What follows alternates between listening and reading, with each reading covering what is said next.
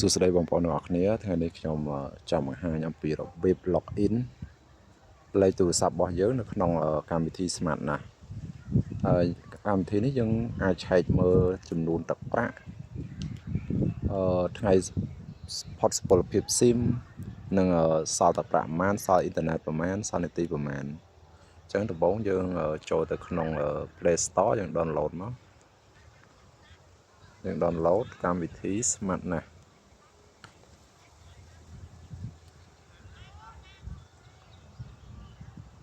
search មកដាក់ថា Smart ទៅទេក៏ឃើញដែរ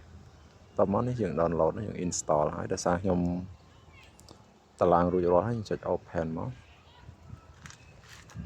តោះនេះយើងរើសភាសាមាន3ភាសាឲ្យយើងជ្រើសរើសភាសាខ្មែរភាសាអង់គ្លេសនិងភាសាចិនណាឥឡូវខ្ញុំជ្រើសភាសាខ្មែរសោះដើម្បីឲ្យបងប្អូនដែលចេះភាសាខ្មែរងាយស្រួលមើលតោះមកយើងចុចចូលក្នុងកម្មវិធីមកហើយយើងវាយលេខទូរស័ព្ទរបស់យើងណាយើងវាយលេខទូរស័ព្ទយើងមក0វាឲ្យយើងវាយថាក្បាលហើយយើងចុចចូលក្នុងកម្មវិធីតបមកក្រុមហ៊ុននឹងផ្ញើសារមកផ្ញើសារនេះ42 54លេខ10 42 54លេខ10ចឹង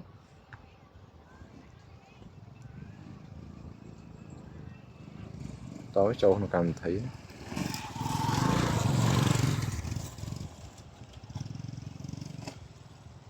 ចូលទៅនេះឃើញលេខរបស់ខ្ញុំហ្នឹងនៅសល់តែ6ម៉ោងទេគឺគេបិទការហៅចូលហើយដោយសារខ្ញុំអត់ដែរបញ្ចូលលុយ Smart ខ្ញុំអត់សូវប្រើដោយសារតែ Smart Internet វារៀងយឺតចឹងតំបន់ខ្ញុំអញ្ចឹងតែខ្ញុំអត់សូវប្រើខ្ញុំប្រើ SIM card ចឹងនៅសល់តែ6ម៉ោងទៀតវាបិទការហៅចូលហើយអញ្ចឹងបើបន្ទាប់ពីការបិទការហៅចូលហ្នឹងរយៈពេល60ថ្ងៃបើសិនជាយើងហ្នឹងអត់បញ្ចូលលុយទៀតគឺលេខយើងត្រូវគេបិទហើយបិទចឹងចូលមើលព័ត៌មានមក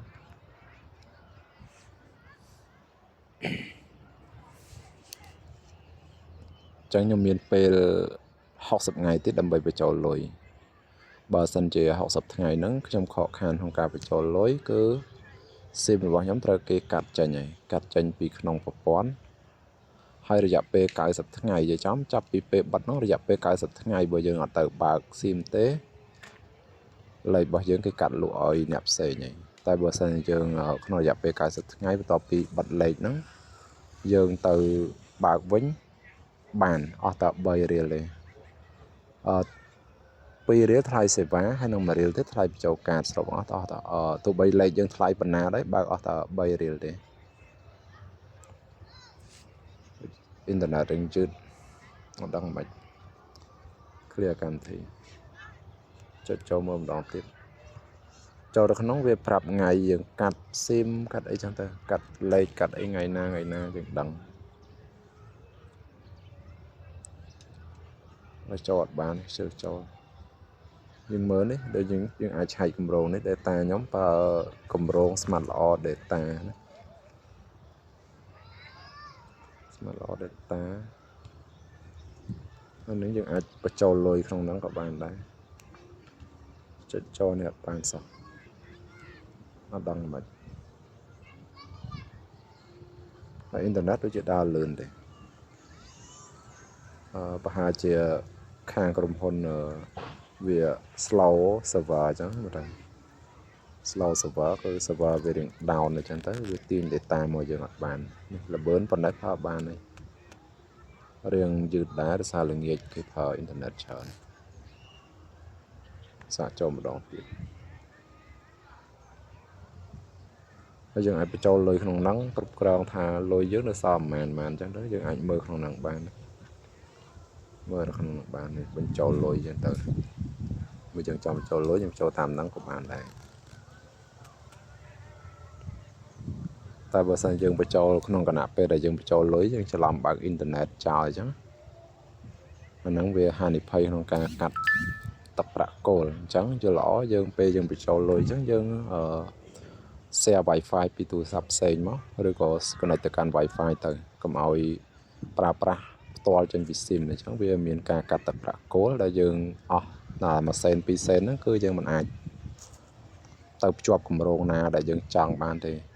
និយាយតម្រូវយើងបញ្ចូលលុយម្ដងទៀតវាធ្វើឲ្យយើងអស់លុយច្រើនអញ្ចឹងនេះយើងអាចរើសអ៊ីនធឺណិតហ្នឹងយើងអាចបញ្ចូលលុយសំទោសយើងអាចបញ្ចូលលុយចាប់ពី1រៀលឡើងទៅបើយើងក្រោម1រៀលបញ្ចូលអត់បានទេបើថា1រៀលចុច19សេនក៏យើងអាចបញ្ចូលបានដែរបើថាលុយក្នុងគណនីគោលយើងវាមានឧទាហរណ៍មាន29មានប្រមាណណាគឺថាមានអត់ដល់50សេនទេតែយើងបញ្ចូលធ្វើម៉េចគ្រប់ឲ្យបាន1រៀល50សេននេះយើងអាចថែមតាមហ្នឹងដើម្បីភ្ជាប់សេខាត 1.5 អាហ្នឹងគេហៅសេខាតស្អីមិនសេខាតទេសំទោសsmart 1.5 ហ្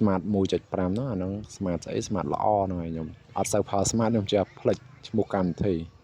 ខ្ញុំប្រើតែសេខាតអញ្ចឹងសេខាតហើយនឹង smartphone ខ្ញុំប្រើច្រើនតែសេខាតខ្ញុំប្រើច្រើនជាង smartphone សេវាកម្មល្អជាងអញ្ចឹងយើងអាចដូចជាមានតែប៉ុណ្្នឹងទេវាបញ្ចូលលុយតាម ABA អញ្ចឹងទៅយើងមានគណនី ABA អញ្ចឹងបញ្ចូលប្រហែលក៏បានដែរឬយើងបញ្ចូលតាមធនាគារផ្សេងស៊ីសងទៅលើធនាគារដែលយើងប្រើសម្រាប់ខ្ញុំប្រើ ABA អញ្ចឹងនេះយើងអាចចូលហើយយើងអាចជ្រើសរើសគម្រោងនេះស្វែងរកគម្រោងមកគម្រោងណាដែលយើងពេញចិត្ត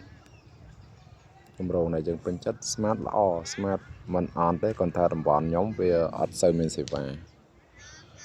បើកន្លែងណាដែលមានសេវាលឿន smart ដើរលឿនល្អប្រជាជនភាគច្រើនចូលចិត្តប្រើ smart ហើយសារ smart សេវាកម្មដូចថាសេវាកម្មល្អដែរល្អគ្រាន់តែតំបន់ខ្ញុំវាអត់មានសេវាអញ្ចឹងតំបន់ខ្ញុំវាគេអត់ដាក់អង្គតែនអញ្ចឹងយើងបើកមើលមានអីទេពិបាកបងប្អូនខ្លះអត់ចេះ login ណាតែបងប្អូនខ្លះទៀតអត់តន់ចេះទេអញ្ចឹងខ្ញុំ share ជាវីដេអូនេះដើម្បីចែកជូនបងប្អូនដែលអត់តន់យល់ដឹងអំពីការបើកឆែកលេខឆែក data របស់យើងនៅក្នុងកម្មវិធី Smart ណាមានតែប៉ុណ្្នឹងទេអរគុណបងប្អូនដែលបានទស្សនាវីដេអូរបស់ខ្ញុំសូមជម្រាបលាបាទ